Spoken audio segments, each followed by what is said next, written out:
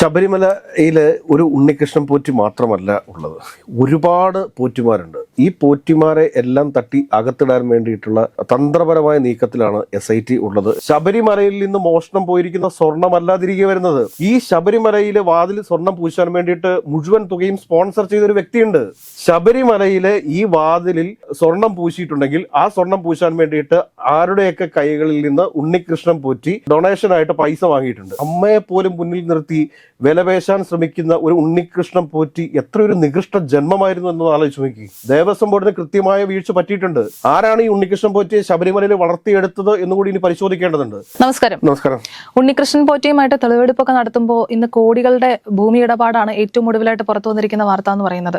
എങ്ങനെയായിരിക്കും ഇനി ഈ കേസ് മുന്നോട്ട് പോകുക? ശബരിമലയില് ഒരു ഉണ്ണികൃഷ്ണൻ പോറ്റി മാത്രമല്ല ഉള്ളത്, ഒരുപാട് പോറ്റിമാരുണ്ട്. ഈ പോറ്റിമാരെ എല്ലാം തട്ടി അകത്തിടാൻ വേണ്ടിയിട്ടുള്ള തന്ത്രപരമായ നീക്കത്തിലാണ് SIT ഉള്ളത് എന്നാണ് നമുക്ക് മനസ്സിലാക്കാൻ വേണ്ടി സാധിച്ചിട്ടുള്ളത്. ഒരു ഉണ്ണികൃഷ്ണൻ പോറ്റിയോ അല്ലെങ്കിൽ ഒരു മുരാരി ബാബുവോ മാത്രമല്ല ഇനി അവിടെ അവശേഷിക്കുന്നത്. അവിടെ ഇനിയും കള്ളന്മാരുണ്ട്. ശബരിമലയിൽ നിന്ന് ഇനിയും ഒരുപാട് കള്ളന്മാരെ പൊക്കാനുണ്ട്. പണ്ട് എപ്പോഴോ ചെറുപ്പകാലത്ത് ഞാൻ കേട്ട ഒരു ഓർമ്മയുണ്ട്. ഇതിനു മുമ്പ് അന്ന് ഇങ്ങനെ തന്ത്രികളെയും മേൽശാന്തിമാരെയും ഒക്കെ സഹായിക്കാൻ എന്ന വ്യാജേന ശബരിമലയിൽ സ്ഥിരതാമസമാക്കിയിട്ടുള്ള കുറെ ആളുകളെ ഒരു സുപ്രഭാതത്തിൽ ദേവസ്വം മിനിസ്റ്ററൊക്കെ ഇടപെട്ട് അവിടുന്ന് അടിച്ചു പുറത്താക്കിയ ഒരു വാർത്ത എൻ്റെ ഓർമ്മയിൽ കിടക്കുന്നുണ്ട്. അത് കൃത്യമായി എനിക്ക് ഓർത്തെടുക്കാൻ സാധിക്കുന്നില്ല, അല്ലെങ്കിൽ അതുമായി ബന്ധപ്പെട്ട ഒരു റെഫറൻസ് കിട്ടുന്നില്ല എന്നുള്ളതിനാൽ അതിനെക്കുറിച്ച് കൂടുതലായിട്ട് എനിക്ക് പറയാൻ സാധിക്കില്ല. പക്ഷെ അങ്ങനത്തെ ഒരു സംഭവം ശബരിമലയിൽ നടന്നിട്ടുണ്ട്. ഇതിനു മുമ്പ്, അതായത് ഈ ശബരിമലയുമായി കേന്ദ്രീകരിച്ച് ഒരു മാഫിയ മാതിരിയാണ് ഈ സംവിധാനം. നമ്മൾ ഇതിനു മുമ്പ് ഞാനൊരു ചർച്ചയിൽ പറഞ്ഞിട്ടുണ്ട്. അതായത് ഒരു മാഫിയ സംഘം എന്ന് പറഞ്ഞു കഴിഞ്ഞാൽ അവിടെ ചെല്ലുന്ന ദേവസ്വം ബോർഡ് പ്രസിഡന്റിനോ അല്ലെങ്കിൽ ദേവസ്വം മിനിസ്റ്റർക്കോ പോലും ഈ ശബരിമലയുടെ കാര്യങ്ങളിൽ ഇടപെടാൻ സാധിക്കാത്ത വിധം ഒരു പറ്റം ഉദ്യോഗസ്ഥർ ഒരു മാഫിയയായിട്ട് ശബരിമലയിൽ മാറിയിട്ടുണ്ട് എന്നാണ് നമ്മൾ മനസ്സിലാക്കാനായിട്ട്. ഇവരെ ശബരിമലയിൽ നിന്ന് വേറെ ഏതെങ്കിലും ക്ഷേത്രത്തിലേക്ക് ട്രാൻസ്ഫർ ചെയ്തു കഴിഞ്ഞാൽ സമരം ഉൾപ്പെടെയുള്ള കാര്യങ്ങളിലേക്ക് പോകാനായിട്ട് സാധ്യതകളുണ്ട്. അതല്ല എങ്കിൽ എന്തെങ്കിലും ഒക്കെ പറഞ്ഞ് ദേവസ്വം ബോർഡിനെ കുഴപ്പത്തിലാക്കാൻ വേണ്ടി സാധ്യതകളുണ്ട്. അതുകൊണ്ടാണ് പലപ്പോഴും ശബരിമലയിൽ വന്നിട്ടുള്ള ദേവസ്വം പ്രസിഡന്റുമാർക്ക് ശബരിമലയുടെ കൂടുതലായിട്ടുള്ള കാര്യങ്ങളിലേക്ക് ഇറങ്ങിച്ചെന്ന് പ്രവർത്തിക്കാൻ സാധിക്കാത്തത്. പക്ഷെ ഇപ്പോൾ എന്താണ്, ഈ ശബരിമലയിൽ ഉണ്ണികൃഷ്ണൻ പോറ്റി എന്ന് പറയുന്ന പെരുങ്കള്ളനെ പൊതുസമൂഹത്തിന് മുമ്പിൽ കൊണ്ടുവന്നിരിക്കുന്നു, അറസ്റ്റ് ചെയ്തിരിക്കുന്നു, മുരാരി ബാബുവിനെ അറസ്റ്റ് ചെയ്തിരിക്കുന്നു, ജയിലിലടയ്ക്കാൻ വേണ്ടി പോകുന്നു. അപ്പൊ ഈ സമയത്ത് ഇന്നൊക്കെ ശബരിമലയിൽ നടക്കുന്നത് എന്താണ്? ശബരിമലയിൽ ഉള്ള എല്ലാത്തിൻ്റെയും കൃത്യമായ കണക്കെടുപ്പുകൾ നടക്കുകയാണ്. ഇതിനു മുമ്പ് അങ്ങനെ കണക്കെടുക്കാനായിട്ടൊരു സാഹചര്യം അവിടുത്തെ ഈ ഉദ്യോഗസ്ഥ മാഫിയ വൃന്ദം ഉണ്ടാക്കാറുണ്ടായിരുന്നില്ല. അതിന് സമ്മതിക്കത്തില്ലായിരുന്നു. എന്തെങ്കിലുമൊക്കെ കാരണങ്ങൾ പറഞ്ഞ് തള്ളി നീക്കി പോവുകയാണ് ചെയ്തിട്ടുള്ളത്. ഇപ്പോഴെന്താണ്, ശബരിമലയിലെ വിജിലൻസ് ടീം കൃത്യമായിട്ട് അവിടെയുള്ള വസ്തുവകകളുടെ കണക്കുകൾ പരിശോധിക്കുന്നു, അവിടെ വരുന്ന കാണിക്കയുടെ ആസ്തി പരിശോധിക്കുന്നു. ഇത് കൃത്യമായ പരിശോധനകളാണ് ഇപ്പം നടന്നുകൊണ്ടിരിക്കുന്നത്. അതായത് നമുക്ക് ഇതിനകത്ത് മനസ്സിലാക്കാൻ സാധിക്കുന്നത് എന്താണെന്ന് ചോദിച്ചു കഴിഞ്ഞാൽ, ശബരിമലയിലെ അയ്യപ്പ ഭക്തന്മാരുടെ എല്ലാ ആശങ്കകളും പരിഹരിച്ചുകൊണ്ട് വളരെ സുതാര്യമായ രീതിയിലേക്ക് ശബരിമലയെ എത്തിക്കുക എന്നുള്ളൊരു വലിയ ലക്ഷ്യമാണ് സ്പെഷ്യൽ ഇൻവെസ്റ്റിഗേഷൻ ടീമിന്റെ മുമ്പിലുള്ളത്. അതുമായിട്ട് തന്നെയാണ് ഇപ്പോൾ അന്വേഷണ സംഘം മുമ്പോട്ട് പോയിക്കൊണ്ടിരിക്കുന്നത്. പക്ഷേ കഴിഞ്ഞ ദിവസങ്ങളിലൊക്കെ വന്ന വാർത്തയുണ്ട്, ശബരിമലയിൽ നിന്ന് മോഷണം പോയ സ്വർണം തിരികെ എത്തിക്കാൻ പോകുന്നതൊക്കെ. ശബരിമലയിൽ നിന്ന് മോഷണം പോയിരിക്കുന്ന സ്വർണമല്ല തിരികെ വരുന്നത്, അതിന് പകരമായിട്ടുള്ള സ്വർണമാണ്. ഇപ്പോഴും സ്പെഷ്യൽ ഇൻവെസ്റ്റിഗേഷൻ ടീം അന്വേഷിക്കേണ്ട ഒരു കാര്യമുണ്ട്. ശബരിമലയിൽ നിന്ന് മോഷണം പോയിട്ടുള്ള സ്വർണം അത് എവിടെ എങ്ങനെ വിറ്റു എന്നുള്ളത്. കാരണം ഉണ്ണികൃഷ്ണൻ പോറ്റി ഗോവർദ്ധന് നൽകിയിട്ടുള്ള സ്വർണ്ണ നാണയങ്ങളാണ് എന്നാണ് പറയുന്നത്. ഈ സ്വർണ്ണ നാണയങ്ങളല്ലല്ലോ ശബരിമലയിൽ നിന്ന് മോഷണം പോയിരിക്കുന്നത്. അല്ല, ഈ ശബരിമലയിലെ പാളികളിൽ നിന്ന് ഉരുക്കിയെടുത്തിട്ടുള്ള സ്വർണം ഒരിക്കലും സ്വർണ്ണ നാണയമാക്കാനും പോകുന്നില്ലല്ലോ.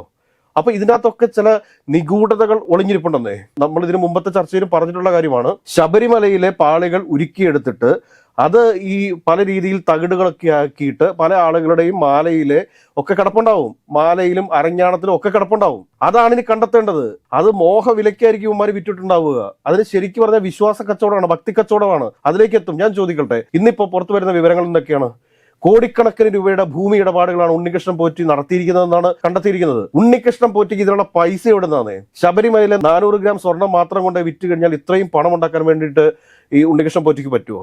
അന്വേഷണം വേറൊരു തലത്തിലേക്കും കൂടെ കടക്കേണ്ടതുണ്ട്. അതെന്താണെന്ന് അറിയാമോ? ഈ ശബരിമലയിലെ വാതിൽ സ്വർണം പൂശാൻ വേണ്ടിയിട്ട് മുഴുവൻ തുകയും സ്പോൺസർ ചെയ്തൊരു വ്യക്തിയുണ്ട്. അദ്ദേഹം പറഞ്ഞിട്ടുണ്ട്, ഞാൻ മുഴുവൻ തുകയും ഉണ്ണികൃഷ്ണൻ പോറ്റിക്ക് കൈമാറിയിട്ടുണ്ടെന്ന് പറയുന്നുണ്ട്. ഞാൻ ചോദിച്ചു കൊള്ളട്ടെ, ഈ ശബരിമലയിലെ സ്വർണം പൂശാനായിട്ട് ഈ പറയുന്ന ഒരു വ്യക്തിയിൽ നിന്നല്ലാതെ വേറെ ആരുടെയൊക്കെ കൈകളിൽ നിന്ന് ഉണ്ണികൃഷ്ണൻ പോറ്റി പണം കൈപ്പറ്റിയിട്ടുണ്ടെന്ന് കൂടി അന്വേഷിക്കണമെന്നേ. ചില പള്ളികളിലൊക്കെ നമ്മൾ കണ്ടിട്ടില്ലേ? ചില പള്ളികളിലൊക്കെ എന്താണ്, അല്ലെങ്കിൽ ചില ക്ഷേത്രങ്ങളിലൊക്കെ എന്താണ്, ഒരു കസേര നമ്മളോട് സ്പോൺസർ ചെയ്യാൻ വേണ്ടി പറയും. പക്ഷേ ആ കസേര ഒരാൾ മാത്രമായിരിക്കില്ല സ്പോൺസർ ചെയ്തിട്ടുള്ളത്, 10-20 പേര് സ്പോൺസർ ചെയ്തിട്ടുണ്ടാവും. അതിനുശേഷം ഒടുവിൽ നമ്മൾ ചോദിക്കും, നമ്മൾ സ്പോൺസർ ചെയ്ത സാധനമല്ലേ, അതിൽ പേരെഴുതാത്ത എന്താണെന്നൊക്കെ ആരും പോയി അങ്ങോട്ട് ബലമായിട്ട് ചോദിക്കത്തൊന്നുമില്ലല്ലോ. അല്ലെങ്കിൽ അങ്ങനെ ആരെങ്കിലും ചോദിച്ചു കഴിഞ്ഞാൽ പറയുമ്പോൾ അത് പള്ളിക്ക് അല്ലെങ്കിൽ അമ്പലത്തിന് നിങ്ങൾ സംഭാവന ചെയ്തിരിക്കുന്നതല്ലേ, അതിനകത്ത് നിങ്ങളുടെ പേരെഴുതി വെക്കണത് ഇങ്ങനെ ദുശാഠ്യം പിടിക്കാമോ, അതൊരു അല്പത്തരമല്ലേ എന്നൊക്കെ ചോദിക്കും. പക്ഷേ അങ്ങനെ ചോദിക്കുന്നത് തന്നെ ഇവർക്ക് ഈ തട്ടിപ്പിന് വേണ്ടിയിട്ടാണേ. ശബരിമലയിലെ ഈ വാതിലിൽ സ്വർണം പൂശിയിട്ടുണ്ടെങ്കിൽ ആ സ്വർണം പൂശാൻ വേണ്ടിയിട്ട് ആരുടെയൊക്കെ കൈകളിൽ നിന്ന് ഉണ്ണികൃഷ്ണൻ പോറ്റി ഡൊണേഷനായിട്ട് പൈസ വാങ്ങിയിട്ടുണ്ട്. അത് ഒരു കാര്യത്തിന് വേണ്ടി പല ആളുകളുടെ കൈകളിൽ നിന്ന് ഉണ്ണികൃഷ്ണൻ പോറ്റി പണം കൈപ്പറ്റിയിട്ടുണ്ടാവും. അതിൽ ആർക്കൊക്കെയാണ് പങ്കുള്ളത്? അതിൽ ഈ പറയുന്ന ശബരിമലയിലെ മറ്റു ഉദ്യോഗസ്ഥന്മാരായിട്ടുള്ള ആർക്കൊക്കെ അതിനകത്ത് പങ്കുണ്ട് എന്നുള്ളതിനെ കുറിച്ചാണ് കൃത്യമായ അന്വേഷണം നടത്തേണ്ടത്. കഴിഞ്ഞ ദിവസം ദേവസ്വം ബോർഡിനെ ഹൈക്കോടതി പരാമർശിച്ച സമയത്ത് ആ പരാമർശം ഒഴിവാക്കണം എന്നാവശ്യപ്പെട്ടുകൊണ്ട് ദേവസ്വം ബോർഡ് പ്രസിഡന്റ് ഹൈക്കോടതിയെ സമീപിച്ചിട്ടുണ്ട്. കൂടാതെ തന്നെ ദേവസ്വം ബോർഡ് പ്രസിഡന്റ് പ്രശാന്ത് ഇന്നലെ ഒരു വെല്ലുവിളി നടത്തിയിട്ടുണ്ട്. എന്താണെന്ന് അറിയാമോ? തന്റെ സ്വത്ത് വിവരങ്ങളെ കുറിച്ച് അന്വേഷിച്ചോളൂ, ഞാൻ വെളിപ്പെടുത്താം. പ്രതിപക്ഷ നേതാവിന് ധൈര്യമുണ്ടോ പ്രതിപക്ഷ നേതാവിന്റെ സ്വത്തിനെ കുറിച്ച് വെളിപ്പെടുത്താൻ എന്നുള്ളൊരു വെല്ലുവിളിയാണ് അദ്ദേഹം നടത്തിയിരിക്കുന്നത്. പ്രതിപക്ഷ നേതാവിനൊക്കെ ഈ പ്രശാന്തിനെ പോലെ മുൻ UDFന്റെ MLA ആയിട്ട് മത്സരിച്ചിട്ടുള്ള ഒരാളാണ് ഇപ്പൊ ദേവസ്വം ബോർഡിന്റെ പ്രസിഡന്റ് ആയിട്ടിരിക്കുന്നത്. ആ പ്രശാന്തിനെ സംബന്ധിച്ചിട്ട് ഇപ്പോഴത്തെ കേരളത്തിന്റെ പ്രതിപക്ഷ നേതാവായിട്ടുള്ള VD സതീശനെ കുറിച്ച് കൃത്യമായ ഒരു ധാരണ ഉണ്ടാവുമല്ലോ. അതുകൊണ്ടായിരിക്കുമല്ലോ ഇത്രയും ധൈര്യമായിട്ടൊരു വെല്ലുവിളിയൊക്കെ അദ്ദേഹം നടത്തിയിട്ടുണ്ടാവുക. ഏതൊക്കെയാലും ഒരു കാര്യം നമുക്ക് പറയാതിരിക്കാൻ വയ്യ, ശബരിമലയിൽ നടന്നിട്ടുള്ളത് ഏറ്റവും വലിയ കൊള്ളയാണ്. ഈ കൊള്ളയ്ക്ക് ഒരു ന്യായീകരണവുമില്ല. ഇത് നടത്തിയിട്ടുള്ള മുഴുവൻ ആളുകളെയും ഈ സ്പെഷ്യൽ ഇൻവെസ്റ്റിഗേഷൻ ടീം കണ്ടെത്തും എന്ന കാര്യത്തിൽ ഒരു തർക്കവുമില്ല. മറ്റു ക്ഷേത്രങ്ങളിലും ഇതേ സമാനമായ രീതിയിലുള്ള തട്ടിപ്പുകൾ നടന്നിട്ടുണ്ടോ എന്ന് ഗവൺമെന്റ് പരിശോധിക്കേണ്ടതുണ്ട്. അങ്ങനെ നടന്നിട്ടുണ്ടെങ്കിൽ അതിനെതിരെ കർശന നടപടികളും സ്വീകരിക്കേണ്ടതുണ്ട്. ആ നടപടികളിലേക്കാണ് ഇപ്പോൾ ഗവൺമെന്റ് പോയിക്കൊണ്ടിരിക്കുന്നത് എന്നാണ് നമുക്ക് മനസ്സിലാക്കാൻ സാധിച്ചിട്ടുള്ളത്. അതുകൊണ്ട് ശബരിമലയിൽ ഒരു ഉണ്ണികൃഷ്ണൻ പോറ്റി മാത്രമല്ല ഉള്ളത്, അനവധി ഉണ്ണികൃഷ്ണൻ പോറ്റുമാരുണ്ട്. ഈ ഉണ്ണികൃഷ്ണൻ പോറ്റുമാരെ എല്ലാം അന്വേഷണത്തിലൂടെ പുറത്തു കൊണ്ടുവരാൻ വേണ്ടിയിട്ടുള്ള ഒരു ആർജവം ഈ സ്പെഷ്യൽ ഇൻവെസ്റ്റിഗേഷൻ ടീം കാണിക്കണം. കാരണം സ്പെഷ്യൽ ഇൻവെസ്റ്റിഗേഷൻ ടീം സ്വതന്ത്രമാണെന്നേ, അതിന്റെ മേൽ ആർക്കും ഒരു നിയന്ത്രണവുമില്ല. ആ പടം ഹൈക്കോടതിക്ക് മാത്രം റിപ്പോർട്ട് ചെയ്താൽ മതി, മറിച്ച് വേറെ ഒരു ആളുകൾക്ക് റിപ്പോർട്ട് ചെയ്യേണ്ട കാര്യമില്ല. സംസ്ഥാന സർക്കാരിന് യാതൊരു തരത്തിലുള്ള ഒരു ഇന്റർഫിയറൻസും അതിനകത്ത് നടത്താൻ വേണ്ടി സാധിക്കത്തില്ല. അങ്ങനെയൊക്കെയുള്ള സമയത്ത് വളരെ സ്വതന്ത്രമായിട്ടുള്ള സുതാര്യമായിട്ടുള്ള അന്വേഷണം നടക്കും എന്നുള്ളതിന്റെ ഏറ്റവും വലിയ തെളിവാണ് ഈ പോറ്റിയെയും അതോടൊപ്പം തന്നെ മുരാരി ബാബുവിനെയും ഒക്കെ ഇന്ന് അറസ്റ്റ് ചെയ്ത് തെളിവെടുപ്പിനായിട്ട് കർണാടകയിലും ചെന്നൈയിലും ഒക്കെ കൊണ്ടുപോയിട്ടുള്ളത്. ഇന്നലത്തെ ഉണ്ണികൃഷ്ണൻ പോറ്റിയുടെ ഒരു ബോഡി ലാംഗ്വേജ് ശ്രദ്ധിച്ചിരുന്നോ? കാരണം അയാൾ തന്നെ സ്വയം സമ്മതിക്കുകയാണ് താനൊരു കള്ളനാണെന്ന് പറയും. എന്തെങ്കിലും സംസാരിക്കാനുണ്ടോ എന്ന് ചോദിച്ചപ്പോഴത്തേക്ക് പത്രക്കാരോട് അദ്ദേഹം പറഞ്ഞെന്താണ്, എനിക്കൊന്നും സംസാരിക്കാനില്ല. ആദ്യ ദിവസങ്ങളിലൊക്കെ പത്രക്കാർ അദ്ദേഹത്തിന്റെ വീടുകളിൽ ചെന്ന സമയത്ത് എൻ്റെ പ്രായമായ അമ്മയുടെ വീടാണിത്, ഇവിടെ ഇരുന്നൊന്നും സംസാരിക്കാൻ പാടില്ല, അമ്മയ്ക്ക് ഒരു പ്രശ്നം ഉണ്ടാക്കുക. കാരണം അമ്മയെ ഇറക്കി തിണ്ണയിലിരുത്തിയിരിക്കുവാണ്. തിണ്ണയിലിരുത്തിയിട്ടാണ് പത്രക്കാരെ ചൂണ്ടിക്കാണിച്ച് പറയുന്നത്. അതായത് അമ്മയെ പോലും മുന്നിൽ നിർത്തി വിലപേശാൻ ശ്രമിക്കുന്ന ഒരു ഉണ്ണികൃഷ്ണൻ പോറ്റി എത്ര ഒരു നികൃഷ്ട ജന്മമായിരുന്നു എന്ന് ആലോചിച്ച് നോക്കി. പരിപാവനമായ വിശുദ്ധമായ അയ്യപ്പ സന്നിധാനത്തെ സ്വർണം അടിച്ചുകൊണ്ട് പോവുക എന്നൊക്കെ പറഞ്ഞു കഴിഞ്ഞാൽ അതിനെ എങ്ങനെ ന്യായീകരിക്കാൻ സാധിക്കുമെന്നേ? അത് ദേവസ്വം ബോർഡിന്റെ വീഴ്ചയല്ലെന്ന് നമുക്ക് പറയാതിരിക്കാൻ വയ്യ. ദേവസ്വം ബോർഡിന് കൃത്യമായ വീഴ്ച പറ്റിയിട്ടുണ്ട്. അതായത് ഏൽപ്പിക്കപ്പെട്ടിരിക്കുന്ന ഉത്തരവാദിത്തങ്ങൾ നിറവേറ്റാൻ സാധിച്ചിട്ടില്ലെങ്കിൽ അതും കുറ്റമാണ്. അതല്ലെങ്കിൽ പിന്നെ അവരൊന്നും ദേവസ്വം ബോർഡിന്റെ പ്രസിഡന്റിന്റെ ബോർഡ് വെച്ചുകൊണ്ട് അല്ലെങ്കിൽ ദേവസ്വം ബോർഡ് പ്രസിഡന്റ് ആണ് അല്ലെങ്കിൽ മെമ്പറാണെന്ന് പറഞ്ഞുകൊണ്ട് നടക്കരുത്. ഇത്രയും ഉത്തരവാദിത്തപ്പെട്ട ഒരു പദവിയിലിരിക്കുന്ന സമയത്ത് ശബരിമലയ്ക്കകത്ത് എന്ത് നടക്കുന്നു എന്ന് അറിയാനും അത് നിരീക്ഷിക്കാനും അതിനെ തിരുത്താനുമുള്ള ഒരു ശക്തിയും ആർജവും ഒക്കെ ഈ ദേവസ്വം ബോർഡിന് ഉണ്ടാവണം. അതല്ലാതെ വരുമ്പോഴാണ് ഇതുപോലെയുള്ള വലിയ വലിയ കളവുകൾ നടക്കുന്നത്. ശബരിമലയിൽ ഇതുപോലെയുള്ള കള്ളപ്പോറ്റുമാരുണ്ടെങ്കിൽ ആ കള്ളപ്പോറ്റുമാരെ എല്ലാം അവിടെ നിന്ന് പടിയടച്ച് പിണ്ടം വെക്കേണ്ട ഉത്തരവാദിത്വം ഈ ദേവസ്വം ബോർഡിനും കൂടെ ഉള്ളതാണ്. ശബരിമല പൂർണ്ണമായിട്ടും ഹൈക്കോടതിയുടെ ദേവസ്വം ബെഞ്ചിന്റെയും ദേവസ്വം ബോർഡിന്റെയും ഒക്കെ അധികാര പരിധിയിൽപ്പെടുന്നതാണ്. ഇവർക്ക് ആരെയാണെന്ന് ഭയപ്പെടേണ്ടതുള്ളത്? അവിടുത്തെ ദേവസ്വം കമ്മീഷണർ, തിരുവാഭരണ കമ്മീഷണർ, ഇങ്ങനെ ഒരുപാട് തസ്തികകളുണ്ടല്ലോ.